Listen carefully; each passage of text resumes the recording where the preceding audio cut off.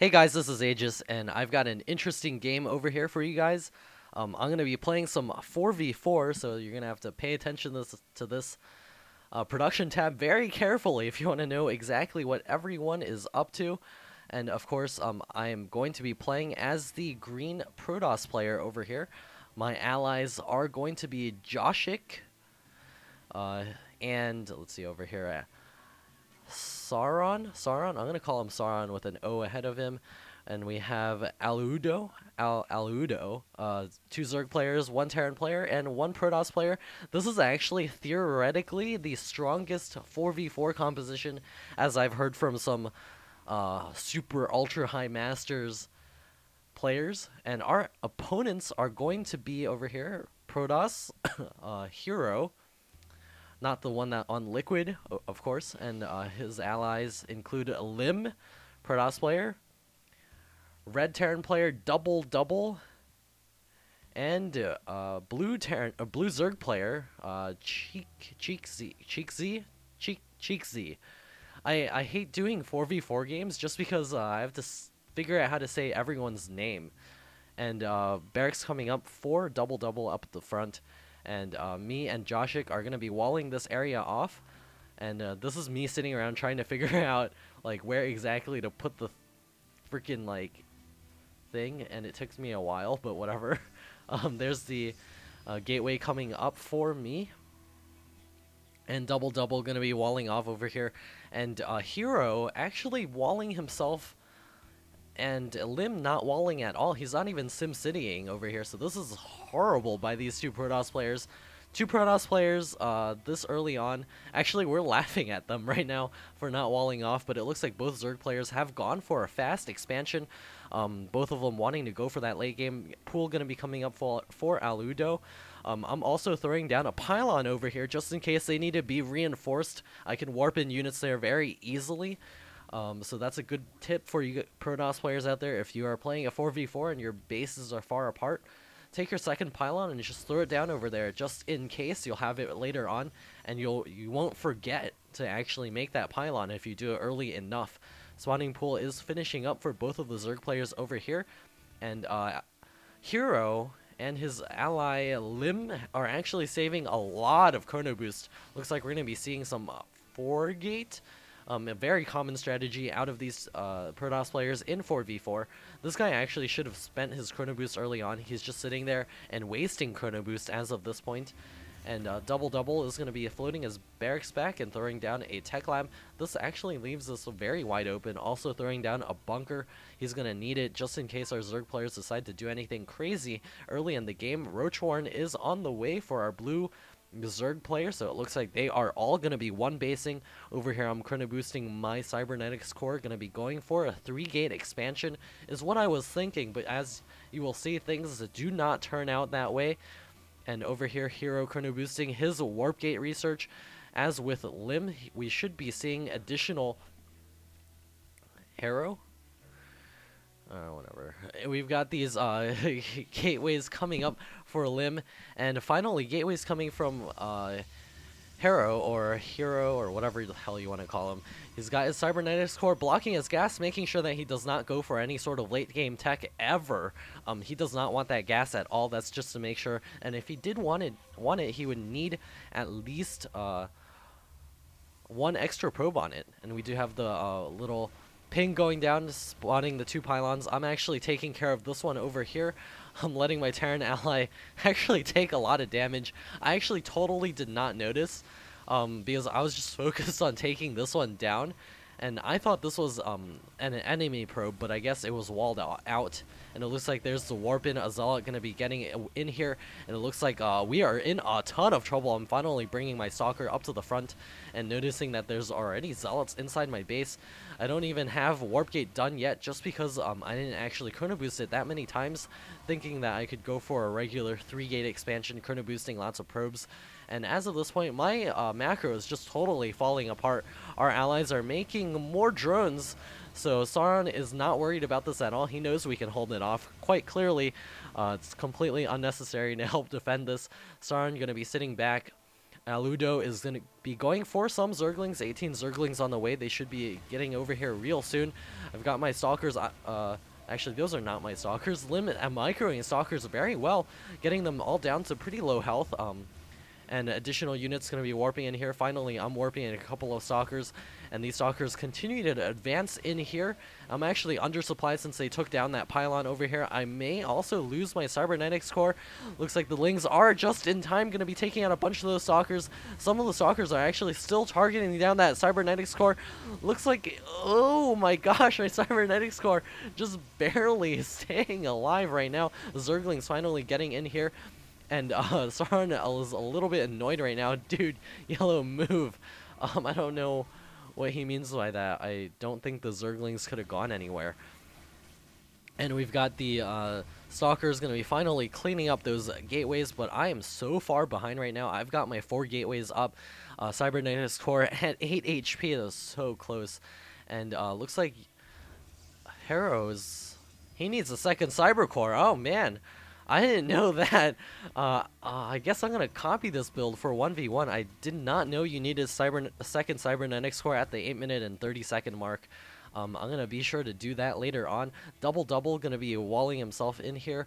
He's getting Sea Shanks out. He's also got a Starport, so he's going 1-1-1. This is terror for Protoss players, but against the Zerg players that are on 2 bases, not too hard to deal with. And it looks like Joshik is going to be floating his command center out, throwing down additional barracks. Nice play here. Going to be able to reinforce his army really quickly. I'm also getting out some sentries as I expand to this location over here. And I've got my pylon down here as well, just in case I need to warp in some units to help defend there. And finally getting my money down a little bit. Still saving up a ton of gas, which is really bad. And Harrow and Lim, as well as the Terran army, is now advancing forward. He does have a Banshee in the mix as well, so this is a really devastating composition, especially if you have to deal with some Protoss forces at the beginning. Those sentries don't actually have enough for the Guardian Shield. Looks like we will be able to grab a couple of free Stalkers over here, and Joshik is going to be getting up some additional add-ons to help reinforce his army even faster. Starport coming up for Joshik. And I'm pinging over here, trying to get some reinforcements, because this attack is going to be really bad, and all of the sentries actually are running forward for no good reason. And the Banshee's now advancing forward. Look at this gigantic army, and look at our paltry little army over here. A couple of Zerglings will be reinforcing, and Sauron telling us to chill out because he has mutas coming. I'm not too sure if that's the best thing to deal with this composition. We've got Marine Stalker, and we've got the Roaches now advancing forward. The Guardian Shield finally getting up enough energy, going to be throwing that down. A couple of Roaches do go down for free in that location, and the Sea Shanks are placed very well, ranging down a lot of my units. Right now, a couple of units going to be over here, but a Scan going to be able to spot everything. The Marines advancing in here. The Mutas now getting here. I don't know if that's the thing, and they're flying straight over all of the Stalkers. Oh no. Oh, sacrificial mutas, but that's okay. We've got over here additional Marines coming down. They'll be able to clean this up. Marines are always good. And we've got one Sea Shank. He does have siege mode, so he can siege that up. Looks like he is going to be doing some stutter step. Micro over here. I got a couple of Stalkers out. They will now officially take out my Cybernetics core. Down it goes. No more Stalkers for me. Also taking down my pylons. Surprisingly, I'm actually not undersupplied since I built my Nexus and a couple additional pylons earlier. When I did get undersupplied, one Sea Shank is able to take out all of the Roaches, but the Marines over here just wrecking the mineral line. I'm actually under attack by Zealots as well. The one Raven here actually not even throwing down the point defense turn. That would have done so much damage. Those two Zealots are hero Zealots, cleaning everything up. Over here, a couple of Infestors are burrowed. Looks like they will be ready to do some damage in just a moment. More Infestors now sneaking out across the map. These Zerglings are out on the map. And Double is coming in here, going to be doing some damage. They're going to be slowly moving in here. Sauron actually grabbing the gold base. Very nice job here. Still continuing to macro, even though we're under severe attack. More Infestors popping out. Looks like that Infestor may actually go down. It does get trapped. More Zerglings getting in here. The Zealots are in a perfect wall. But those Zerglings are very large in number, so they will be able to bust through.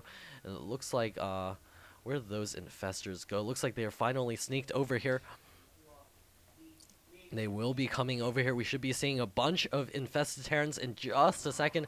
There they are, throwing the beach balls all over this expansion. This expansion is definitely going to be going down. Joshik doing his best to die as slowly as possible. He could actually lift all his buildings and sort of run away, but that's also okay. We've got all of the infested Terrans going to be taking down that Nexus. This is why infestors are totally overpowered. And we also have this guy over here. I bet the purple Protoss player doesn't even know that his expansion is, that his Nexus, this isn't even an expansion. His Nexus is going down. So he's going to be surprised to find out that he can't warp anything in except for 4 or 5 Zealots. We've got the Stalkers in here finally cleaning up a bunch of those Zerglings. And the Mutalisks can actually go on some counterattack. There's nothing over here that can actually shoot up. Sauron actually telling Yellow not to harass.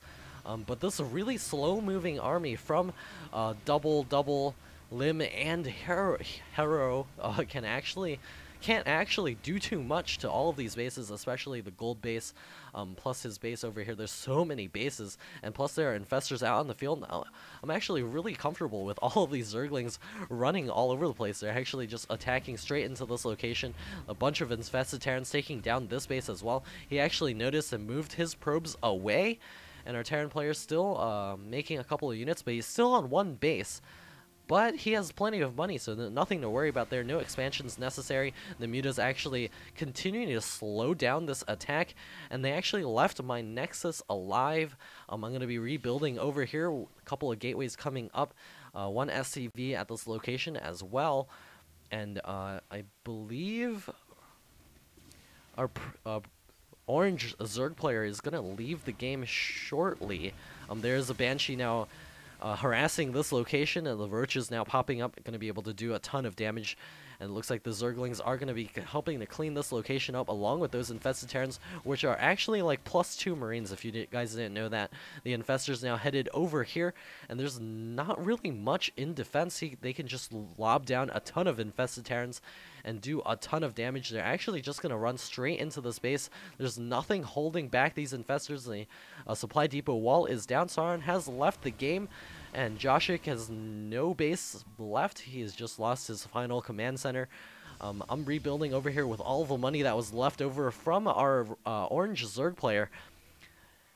And Aludo is on a 1.2 bases, and he's going to be throwing down a ton of look at all of those infested Terrans. Down goes the Laird. They're going to be able to take down all of the tech over here as well.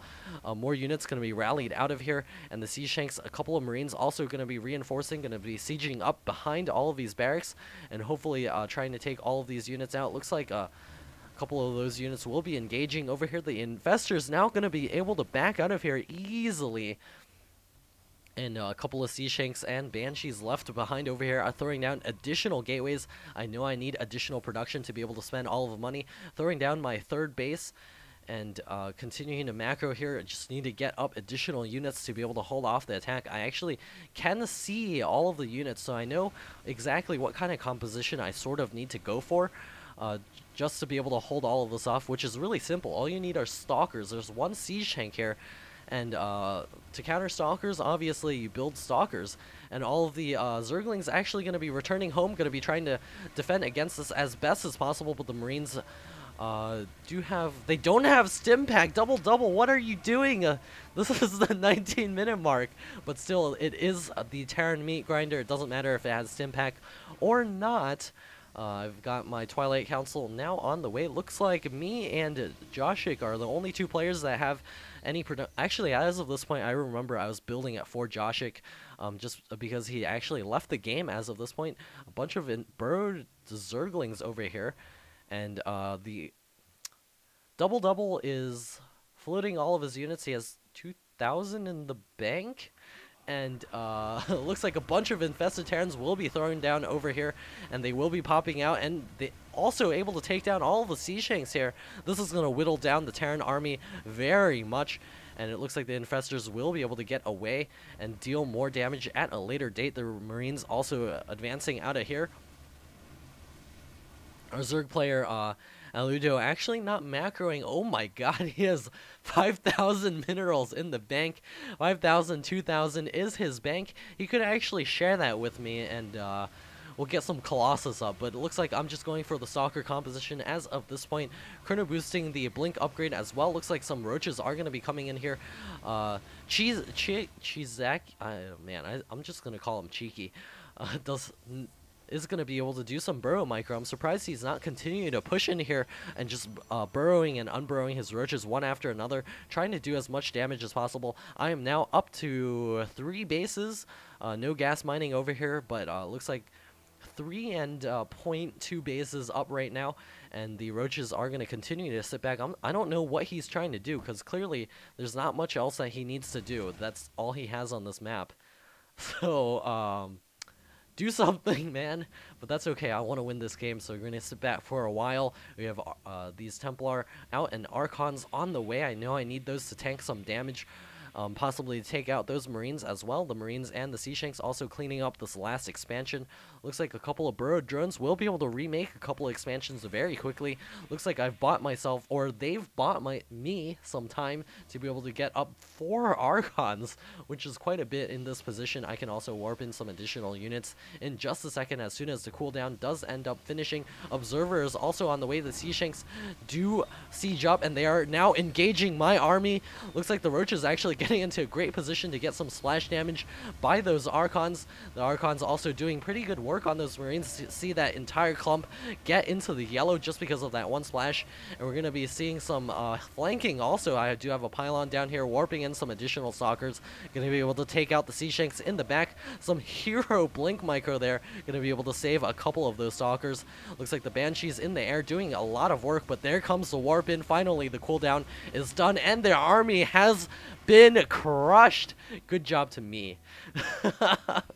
And we do have the Terran player. He does have the barracks up, and of course I wanted that orbital command, but as of this point I forgot. Aludo is saying go, and I haven't actually been paying attention to much, and I'm like, where? I'm just sending my stalkers out and he pings for me, so we're going to be headed in the right direction. Of course, Double with his 3,000 minerals in the bank is only concerned about building supply depots, as those are a key to winning this game. This is, looks like we've got the retreat.